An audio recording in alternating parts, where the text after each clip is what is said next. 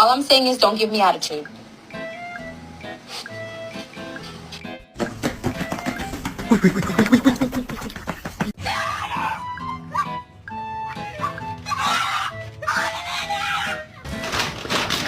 Excuse me, sir.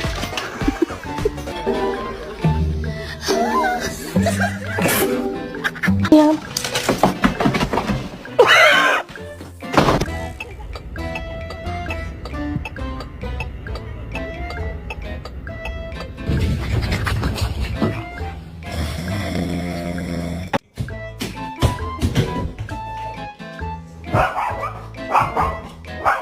My name is Maximus Decimus